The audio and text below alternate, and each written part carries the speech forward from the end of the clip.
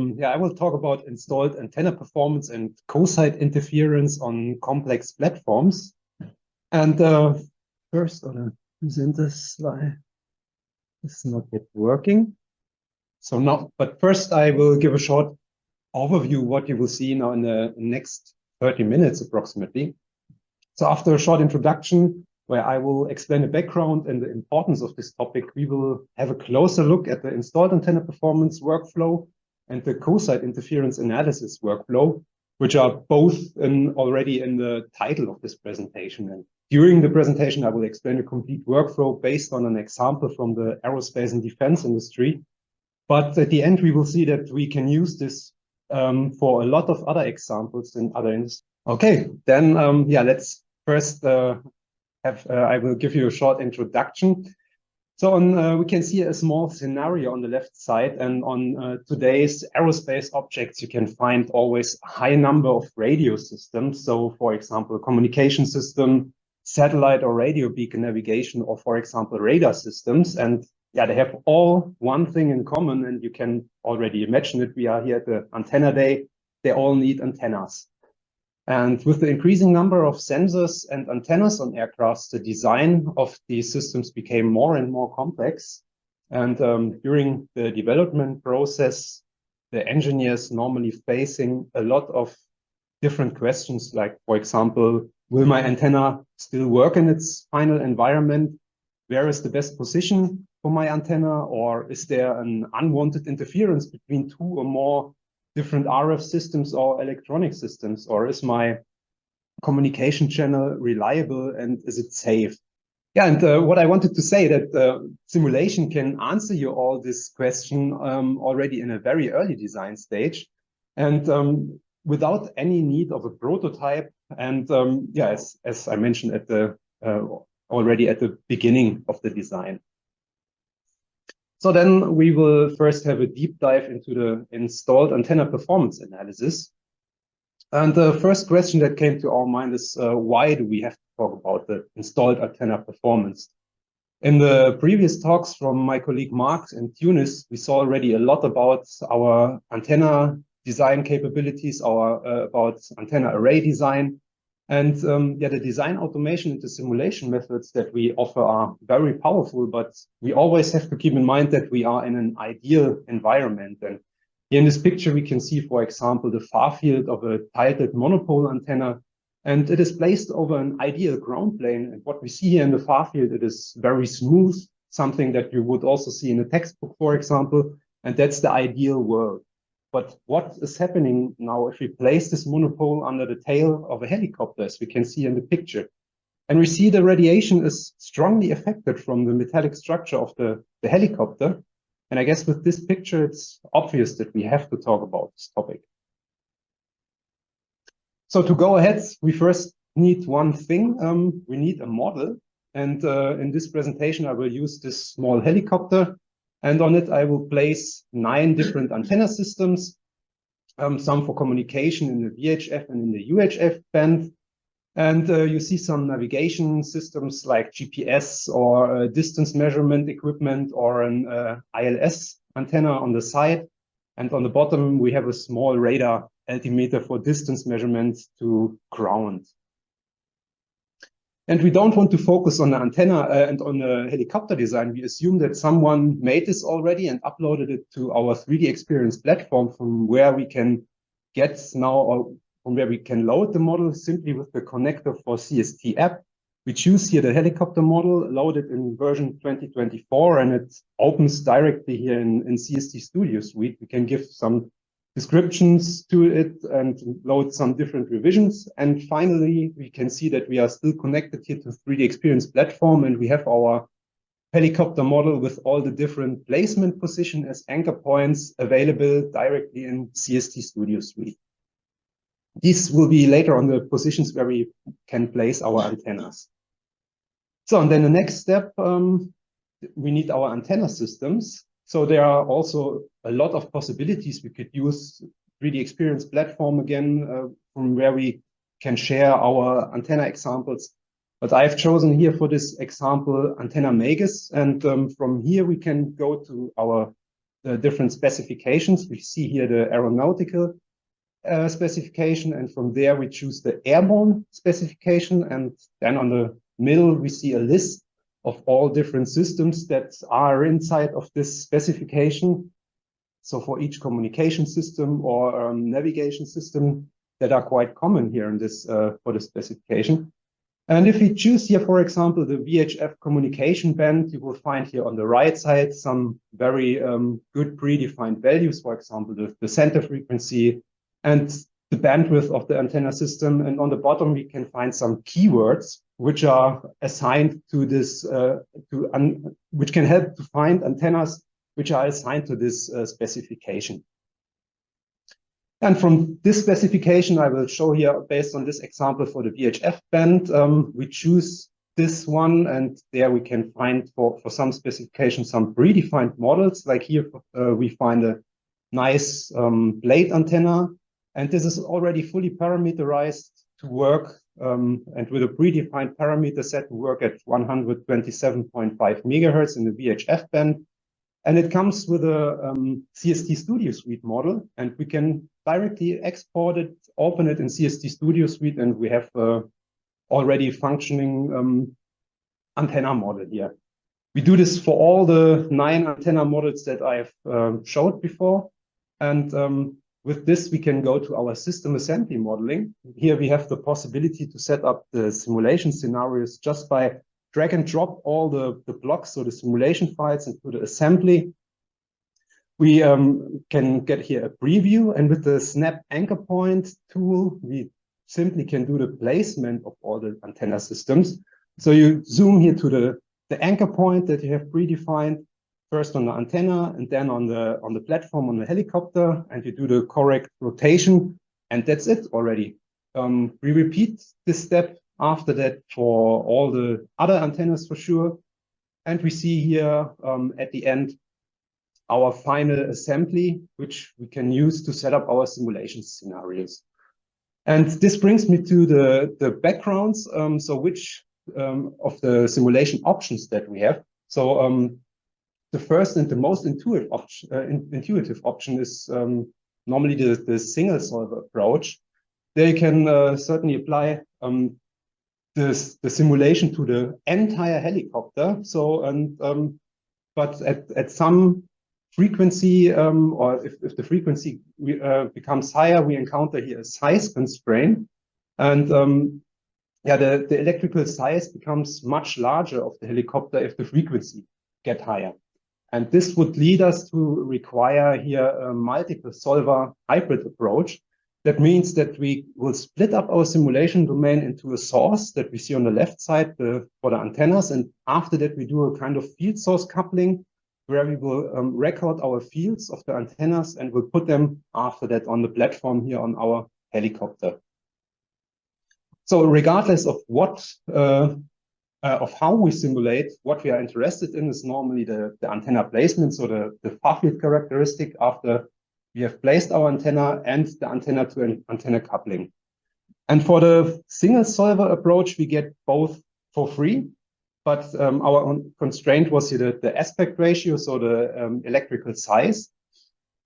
And if we go to the hybrid solver approach, it is a bit more complicated what will be the outcome of our simulation. And for this, we will have a closer look at the both of the different coupling types. Basically, we can distinguish here between 2 different approaches, so the uni and the bidirectional approach. With the unidirectional approach, we will calculate first the source simulation projects and then the platform after that. With a reaction integral, we can calculate our S parameters for the coupling.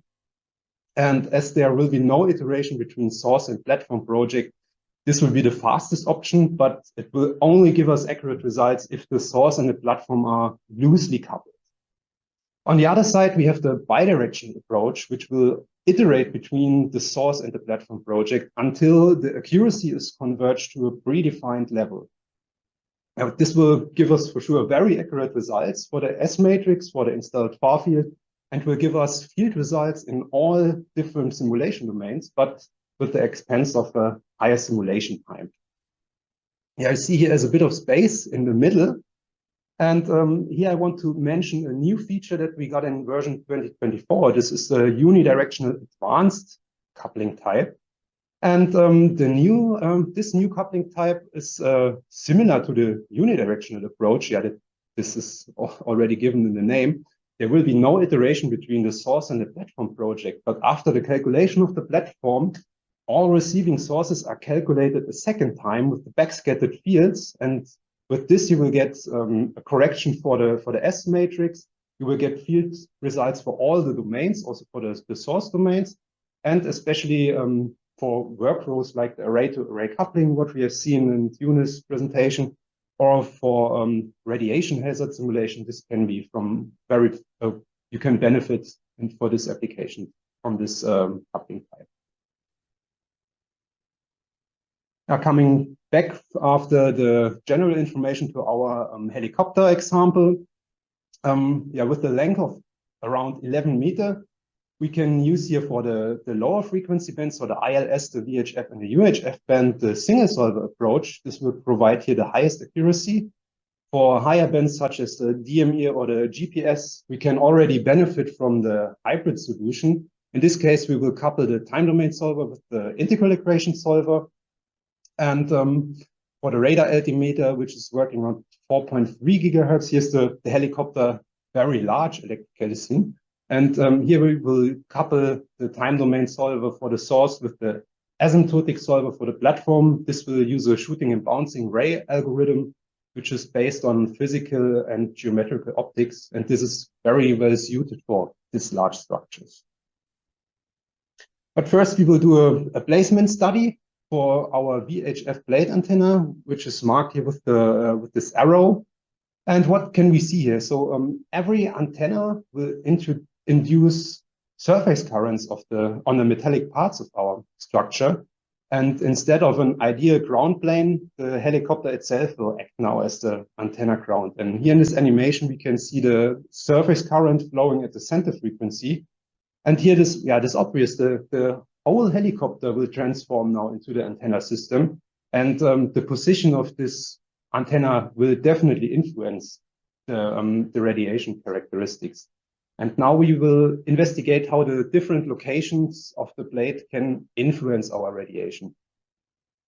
Again, with the system assembly modeling, we can set up this scenario very straightforward. So just by employing the so-called anchor sweep feature, we can easily control our position of the antenna just by using a sweep parameter. And before we have assigned to each of these anchor snaps a different value of the parameter. And we can see in a small animation what happens if we change the parameter to different values. With a sweep task, we can simply set up our simulation scenario. That means we will set up a parameter sweep, and a simulation is run automatically for each of this position. And here, if we look at the radiated fields, so here at the near fields for the 3 different placement positions, we see then a lot of interaction between the antenna and the helicopter. So the field is influenced from, for example, here the rotor plates or the tail fin. And what we can also see, there's a second VHF antenna at the bottom of the tail, and there's a strong coupling because they are working at the same frequency band. And we can recognize there's strong coupling already here in the near field results. If we have a look at the far field results, it becomes much more evident what we have seen in the near field. So if we compare what we see on the left side, this is the antenna on the ideal ground. The far field is very smooth, and we see not much ripples. If we place it on a different position, we see a lot of significant change and more ripples for each of the placement position. If we have a look at the cutting planes, we can see this even more clear. So here we can compare it much better. For each different position, we get different minima and maxima in the radiation characteristics. And for some results, we also get deep nulls in the transmission.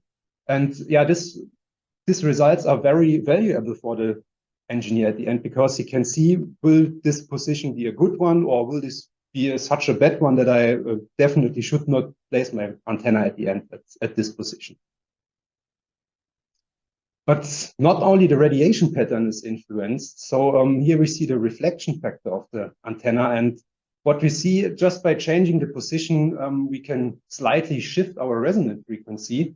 And also for one position, we get a second resonance, which can be explained due to the coupling from the antenna to the helicopter. So it is very important to look also at the S parameters for the different positions. And as mentioned, we have a second antenna at the VHF band. So it is also important to check how strong does our first antenna couple to the second one. And we see just by changing the position, we can influence our isolation by around 10 dB, which is a lot here in this case. So now we have seen a lot about this VHF antenna. So now we will move forward to the GPS antenna, where we use the hybrid solver. And here in this video, you can see how simple the setup is. You just select the corresponding task, select then the first simulation project, which is the helicopter, choose the right solver. From there, you go to the antenna system. Here's the GPS antenna. Set it as the source project, select again the right solver, and then the task is doing everything for your setup. All the field sources are directly placed at the correct position. If you check here the platform, you see there on top, there is a field source. And for the source simulation file, you can see that the task is taking a small part of your structure from a helicopter and will include it inside of the simulation domain to get more accurate results. All the steps are done automatically from our hybrid solver task. So going ahead here with the integral equation solver, sometimes I guess maybe some of you have already seen this during the work with TED or surface mesh based solvers, that you get some errors during the mesh process. And this can happen if the quality of the CAD data is poor, or then the mesh algorithm may fail for these cases. And with our tool Power Delta, we can do a kind of mesh pre-processing where we can resolve all these CAD issues or do, for example, a defeaturing process. And after that, we simply load our CAD geometry again to CSD Studio Suite. And we see here that we could resolve all of our issues, and our surface mesher was able to create a mesh, and we can go ahead with the simulation with the integral equation solver. Yeah, then here we see some results of our placement with the GPS antenna. On top, we see the field source, so the near field, which are used for the platform excitation. We see the S parameters that we get for all the frequency samples that we have defined. And as we have used the bidirectional approach, we see that after 4 iterations, the simulation is completely converged. And on top, we see the corresponding far field that we get after we place the antenna on top of the helicopter. So we see the same for our radar altimeter, where we have chosen the hybrid solver together with the asymptotic solver. What we can see here in the far field, we get in the side lobe some ripples due to the interference with the helicopter structure, so due to the coupling. But what we can also see in the reflection, so here the resonance frequency is still stable at our 4.3 gigahertz. So we expect our antenna that it will work as expected at its position. So now we have seen a lot of possibilities how we can estimate the performance of installed antennas, but now the next question is what will happen when different systems are co-located on the same platform? And this we will explore now in the second part of my presentation. And again, the question, what is co-site interference? Why do we have to talk about this? And here in the definition, the problem is described as a degradation in the performance of RF system due to other electronic or RF systems typically co-located on the same platform. And that means, in other words, RF or the co-site interference normally occurs when 2 or more RF systems are operating close together, and if they are operating in such a way that the system transmitters will negatively impact one or more of the receivers. But not only the RF system can be the interferer, any type of electronic system can interfere with our RF systems. For example, if you think on high-speed data bus systems or cables with digital signals or converters or switching electronics. This will all lead to high-frequency signals, which can interfere with your receivers. And it is also important to note that degradation does not always mean completely malfunctioning of your systems. It can also lead to a degradation if you think about terms like link speed, data rate, or a link budget. So in CSD Studio, we have for this our interference task, and this can assist you in evaluating your system concerning this co-site interference effects. And basically, we have here 3 steps in the setup. First, we need to describe somehow our mutual coupling between the different systems. So we need S parameters in this case, which will describe our system completely. And in the next step, we define our RF systems with transmitters and receivers for each of the S matrix ports. And there we define our interference scenario. And at the end, we get a simple violation matrix where we can analyze the system if we have an unwanted interference effect. Yeah, in our example, we calculate here the broadband coupling matrix with the time domain solver between 0 and 1600 megahertz. And CSD Studio offers here the kind of hardware acceleration that we can use for time domain solver, and we used here in this case a GPU acceleration to make the single solver approach available. And in this case, I used a machine with 4 NVIDIA V100 GPU and could get all the results that I wanted in around 12 hours simulation time.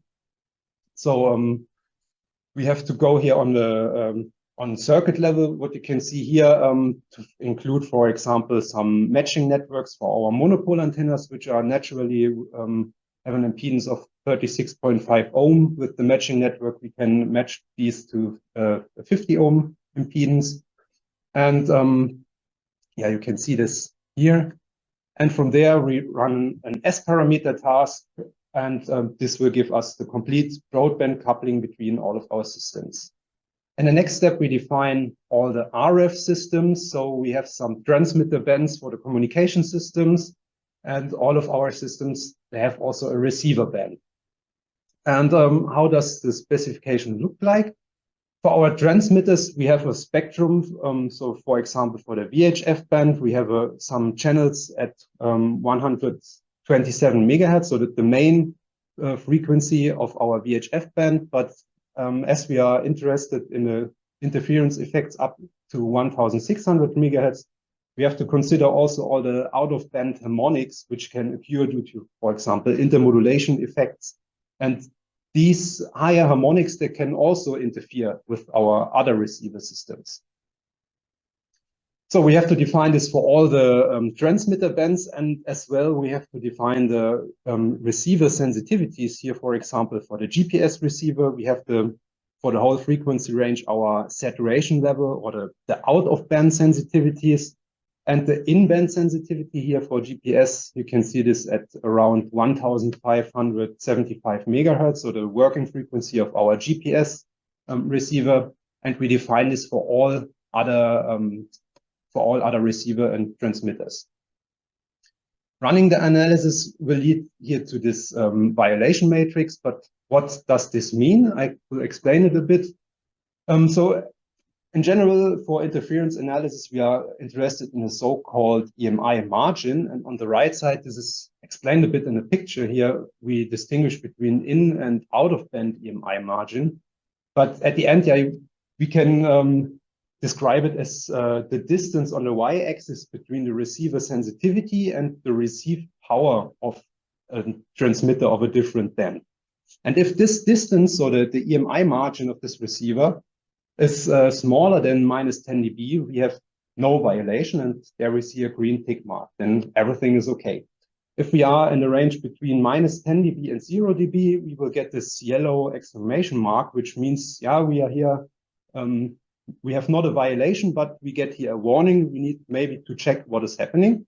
And if the EMI margin is bigger than 0 dB, so then we will have definitely a violation, and we get a red X here, and we see that we have to do something. But what can we do now? Here I want to also highlight a new feature in version 2024. We have introduced in our interference task the so-called filter mask, where we can define ideal filters for the for RF systems and separately also for the TX systems. That's the nice thing. And we do this now, as you can see here, for our transmitter band. So we define here an ideal filter mask in the working frequency range. And another possibility that we have is we can use our filter designer 3D, which SIMULIA offers here a very powerful tool for the filter synthesis. And with that, we could easily synthesize, for example, here ladder circuit filter topology for the transmitter bands. And yeah, with just one click, we can export this to the design studio, to the schematic environment of CST Studio Suite. And for our simulation, we will use now here this predefined filter. And if you are interested in this tomorrow, we will have a whole day where we talk about the filter design. And yeah, what is happening if I use now the filter for my transmitter bands? We see here that the coupling, so that the coupling matrix elements for the port 2 from the VHF antennas to GPE or the DME systems, together with the filters, yeah, we couldn't reduce the coupling outside our VHF band very good. And if we have a look now again on our violation matrix, we see that we could, just with the transmitter filters, resolve almost all of our interference problems that we had. There's still one left from the VHF antenna to the ILS antenna, but if we have here a closer look at our assembly, we can see from where this issue may occur. So both antennas are very near on our helicopter, and we could think about, yeah, simply change the position. Just move it here in this case, move it to the front of the helicopter, so the distance is much larger. And if we run the simulation again, we see here how this will affect the isolation between the VHF and the ILS antenna. And we get at the working frequency at around 118 megahertz an improvement of more than 17 dB just by changing the position. And if we check again our violation matrix, we can see everything is green. And just by adding some filter elements and a new position of our antenna, we could resolve all our interference problems. And with this, I want to summarize my presentation, what we have seen so far. So yeah, with SIMULIA CST Studio Suite, we can provide a comprehensive solver technology for all aspects of our antenna placement tasks. And the integration of the electromagnetic simulation already in the 3D Experience platform can help all the involved people in our project a tight collaboration. So for all the designers and the engineers. And with the hybrid solver task, we can seamlessly integrate all our different solver technologies to apply them for every range of scale of all the different frequencies that we saw in our example. And with the interference task, you have the tool to make the prediction and the resolution of all your co-site interference effects. And as mentioned at the beginning, the tools are not only applicable for the aerospace and defense industry. We have also some examples that we see here, for example, from the high-tech transportation and mobility or for the industrial equipment industry. Yeah, with this, I'm finished with my presentation.